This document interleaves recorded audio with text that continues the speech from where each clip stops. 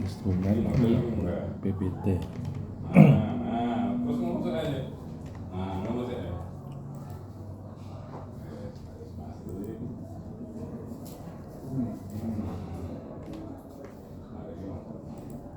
Cara membuat instrumen.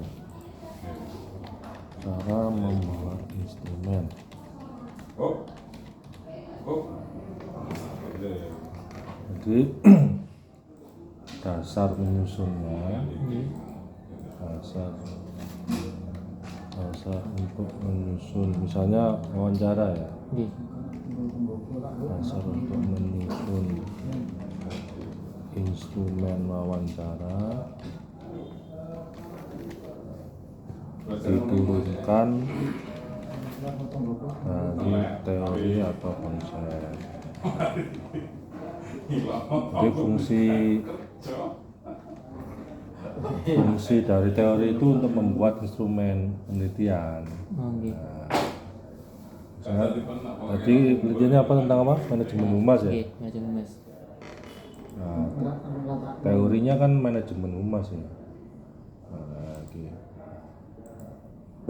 Teorinya teori manajemen humas. Nah, kita lihat misalnya ya di pendapat para ahli ya, pengertian humas. Saya contoh ya.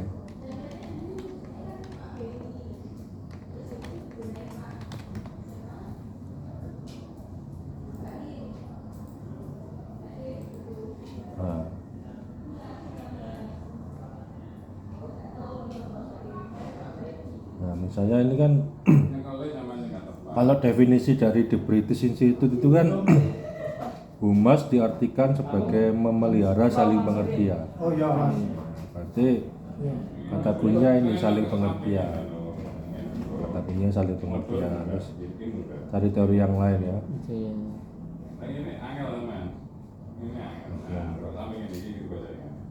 Saling pengertian, siapa lagi? Ada masukan, ini kan memberikan masukan kan? Dua. Ini hubungan kasihan dua. Siapa lagi? Nah ini dilihat dari teori-teorinya ini diturunkan.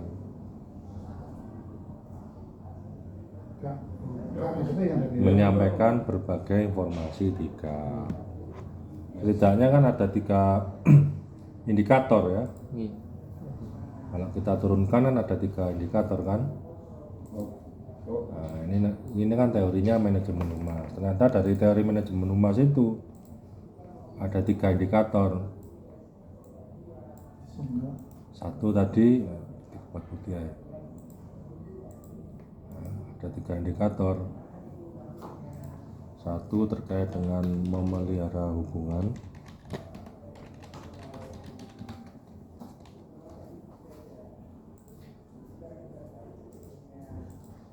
Kan? 2 terkait dengan apa tadi? Memelihara hubungan, terus memberikan masukan. Memberikan tiga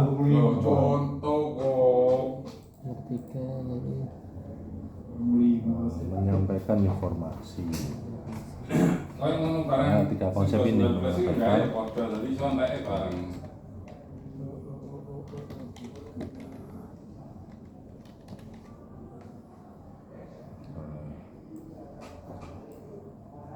variabel kedua apa? Variabel keduanya apa? Partisipasi kan? Ambil apa? Partisipasi dan kerjasama. Nah, nanti yang ditanyakan ya ini bagaimana manajemen humas memelihara hubungan dan partisipasi dengan orang tua. Dengan orang tua menggunakan boleh 5W 1H. 5 kali wawe 1H. 1H. Siapa saja yang diajak berpartisipasi selain orang tua, Nggih. kapan pemeliharaan hubungan dan partisipasi itu dilakukan, Nggih. ya kan? Nggih. Dengan cara apa? Nggih. Memelihara hubungan dan partisipasi itu dengan pendekatan humas dilakukan. Mengapa harus memelihara hubungan dan partisipasi dengan orang tua? Sama yang kedua ini juga itu memberi masukan apa saja yang diberi yang masukan dari orang tua Nggih. untuk peningkatan sekolah, misalnya citra sekolah, peningkatan kinerja sekolah, masukan dari orang tua kan, Nggih. apa masukan dari orang tua sehingga partisipasinya lebih meningkat. Nah, yang ketiga menyampaikan informasi apakah selama ini semua informasi yang ada di sekolah itu bisa semuanya juga diterima dengan baik oleh orang tua. Jadi menyusun pertanyaannya tidak ngawut, ini berdasarkan teori yang digunakan, berdasarkan bab 2 kamu itu. Oh, nggih. Nah, nanti kalau observasi juga sama, observasi tentang kegiatan yang ada partisipasi dengan orang tua. Observasi kegiatan yang di situ ada forum memberikan masukan. Memberi masukan misalnya kan ada pertemuan maliurin atau ada WA group apa-apa. Itu kan sarana WA group orang tua dan sekolah kan sarana partisipasi dan memberi masukan kan? Nah, juga gitu WA group atau Instagram itu juga bagian dari menyampaikan Informasi. Jadi yang poin 2 3 itu jadiin satu poin itu bisa. bisa. Nggih. Tapi ini kan teori sederhana, sebenarnya kan masih kurang lengkap. Tadi kan saya hanya melihat sepintas-sepintas saja. Nah, ini menyelesaikan teori yang kamu gunakan. Nggih. Apakah sebenarnya kan kurang cukup banyak kan, kurang representatif ya fungsi humas. Jadi kamu telah kembali Nggih. dalam bab 2 kamu menggunakan teori humas siapa? Saya kan nggak hafal kan ya itu. Nah, demikian juga dengan dokumen-dokumen, pedoman dokumen pasti foto tentang adanya partisipasi orang tua, ya kan, entah itu pas ngasih makanan apa-apa, yang itu ada unsur partisipasi orang tua. Ada foto nggak yang memberikan forum informasi, foto kegiatan apa Zoom apa misalnya. Nah begitu cara menyusun instrumen, paham? Nggih. Jadi nggak ngawut loh ya, Iya, Pak. jangan dikira-kira nanti buat pertanyaan apa ya gitu. Gimana Edan? Nggih. Berarti intinya instrumen pertanyaan itu muncul dari teori itu Pak ya. Iya. Tapi diturunkan satu persatu. Misal kan saya implementasi humas dalam meningkatkan partisipasi, berarti per kalimat dipreteli satu persatu gitu ya. Iya, dioncei ya dalam Dioncei. Jawa. Sehingga fungsi teori dalam penelitian itu dua. Satu, menjelaskan fenomena yang kita teliti. Nggih. Fenomena humas di mana? Di mana Dengan satu kota Malang. itu apakah teori yang sedang saat ini sudah cukup rasional nggak? Nah, yang kedua membuat instrumen ini. Itu fungsi utama dari teori. Nanti hasil analisisnya apakah teori yang digunakan itu masih relevan nggak? Jangan-jangan sudah perlu direvisi teorinya. Nggak apa-apa kamu kemudian mengkritik teori yang sudah ada, ternyata belum bisa memberikan penjelasan yang lebih konkret, nah misalnya gitu. Nah masalah itulah analisis gitu kan, bisa mengkritik, bisa mendukung teori tertentu atau menolak teori tertentu, nah, gitu. Tapi kalau nantinya ada masukan atau kritik itu maksudnya di bab 6 itu Pak. Bab 5, Bab diskusi 5, hasil bab 5. penelitian. Ya. Kalau bab 4 itu data mentah. Nah, Ya, jadi kalau kita membuat roti, ya, garam, tepung itu bab 4. oke. Nah, garam, tepung dimasak itu bab 5. Lima. Nah, begitu gampangannya itu. Iya, iya. Jadi kan ketemu kan apa logikanya, oh dia mau bahannya apa itu di bab 4. Bab 5 itu olahannya. Olahannya. Bab 6 olahannya itu sesuai enak mau enggak gitu lah. Sesuai dengan pertanyaan mau enggak gitu kesimpulannya. Iya. Lagi apa yang bingung? Iya niku sih Pak. Cuma apa namanya Pak? Tadi menurut jenengan instrumen saya masih kurang Pak. Nah, dan kamu cek ya, coba Oke. pertanyaan-pertanyaan ini dari mana datangnya menanda humas yang baik itu seperti apa? Ini dari siapa? Ini ngarang sendiri apa ada lah ya kan nggak bisa dicek. Oke. Kalau pakai gini kan nanti bisa dicek. Oh ini dasarnya adalah teorinya si tadi Cambridge apa apa.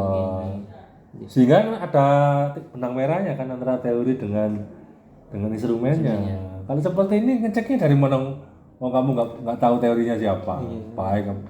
Kalau gimana ya? Nah ini namanya persepsi. Baik atau tidak itu penilaian itu. Nggak mau dia jawab. Paling jawabannya baik. Udah terus ada apa? Iya Pak. Ya, jadi kan ketika ditanya ini pertanyaan ini saya turunkan dari teori-teori yang saya kumpulkan Bapak yang terkait dengan partisipasi. Jadi apabila dirasa sebelumnya apabila dirasa terlalu private atau ya nggak masalah gitu kan. Jadi minta izin dulu kepada pihak sana misalnya. Jadi kamu nanti kami akan mengadakan wawancara agar kemudian tidak ada persiapan atau tidak jadi salah paham. Ini draft pertanyaannya sehari sebelumnya misalnya. Jadi bapaknya atau ibunya juga siap. Sudah siap ya. Nah, siap. Jangan langsung tanya tiba-tiba nanti mereka belum siap atau ya nggak maksimal gitu kan.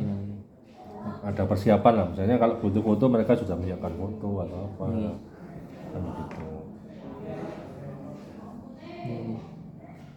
Jadi ngeceknya begitu apakah ini misalnya ini pertanyaan satu ini teorinya siapa yang kamu gunakan di bab 2 nah, gitu di checklist gitu ya. Berapa banyak Pak? Apakah 12, apakah 6, apa 5 cukup ya, itu tergantung dari teori yang kamu gunakan ya. Paling tidak ini kan ada 3 teori di sini kan. Teori pertama tentang manajemen humas, ya. Teori 2 tentang kerjasama, pola kerjasamanya seperti apa, ya kan? Kerjasamanya itu formal apa non formal, ya kan? Partisipasi orang tua ini penuh atau sekedarnya saja. Terus bentuk partisipasinya itu ada dalam bentuk pembiayaan atau tenaga atau waktu atau gitu kan. Nah ini untuk membuktikan ketika sudah data itu kemudian sudah terpenuhi semua ya, apakah benar manajemen humas itu meningkatkan kerjasama. Kalau benar apa buktinya? Ini dari tahun sekian sampai sekian terjadi peningkatan volume kerjasama. Ya dulu kerjasama cuma 1 tahun sekali, sekarang ada 2 event 2 tahun dalam 2 kali dalam setahun. Ya, gitu. Itu namanya peningkatan. Secara kuantitatif kan peningkatan itu kan ada frekuensi kegiatan yang meningkat atau partisipasi yang lebih banyak, yang lebih aktif.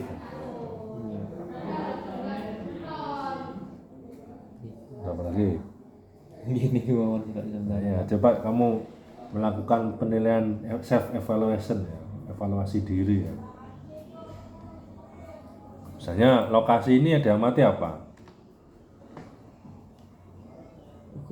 Lokasinya Pak Itu kan di ruangan humasnya Pak. ruangan humas. Ditulis di sini ruangan humas. Oke. Alat-alat yang digunakan untuk humas. Oh iya, termasuk berarti HP juga gitu Pak. Iya, ya itu. Jadi yang terkait dengan humas itu apa aja misalnya? Sarana dan prasarana apa? Ruang humas. Oh Mas, terus Sarana itu kan benda yang tidak bergerak. iya, Apa? sarana. Terus Ayo sarananya apa? ruang humas, Ruang humas apa lagi? terus handphone. Loh, handphone itu prasarana. Apa sarana? Nganu apa lagi? Sarana. Ruangan alumni ada enggak? Ruang rapat. Ruang rapat ada. Ruang rapat itu bisa digambarkan ruang rapatnya berapa, luasnya berapa, jendelanya seberapa sering digunakan ruang rapat itu. Wah, itu namanya observasi. Ruang humas terletak di sebelah kiri kantor kepala Makassar misalnya, dibangun sejak tahun ini. Memiliki fasilitas berupa 4 kursi, 5 meja, apa-apa. Itu juga Gitu cara mengisi pedoman observasi.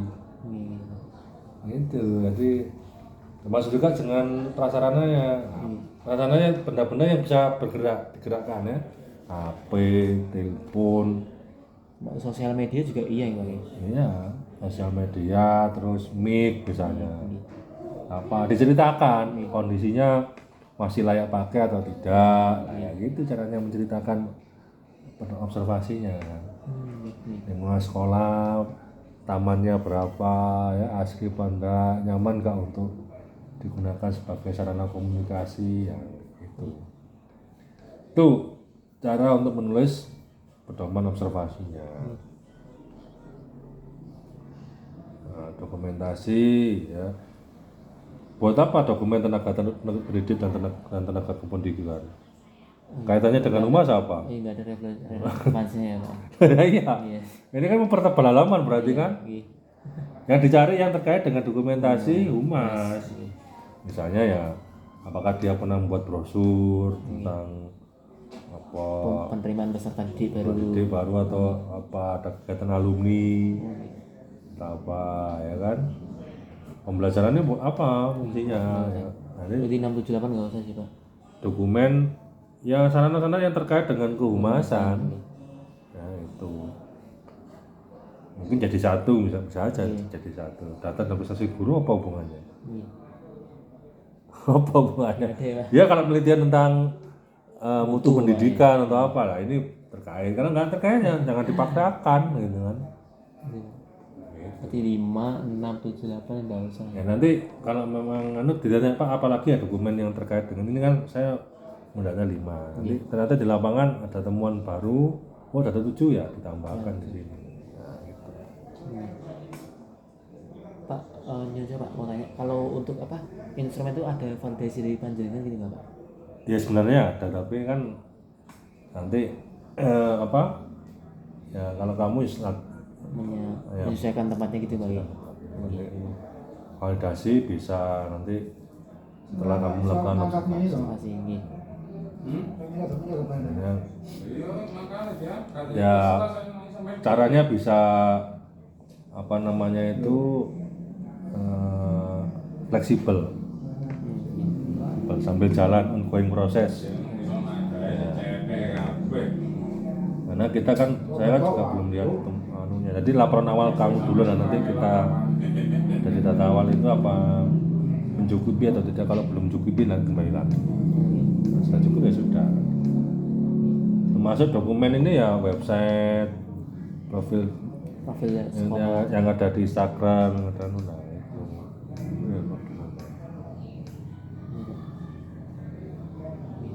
Paham?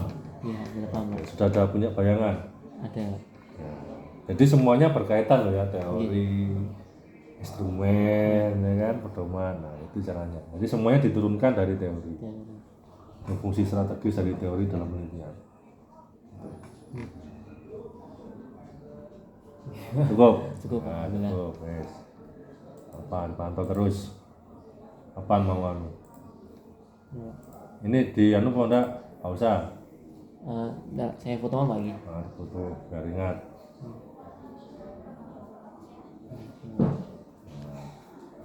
Ya kalau gitu, boleh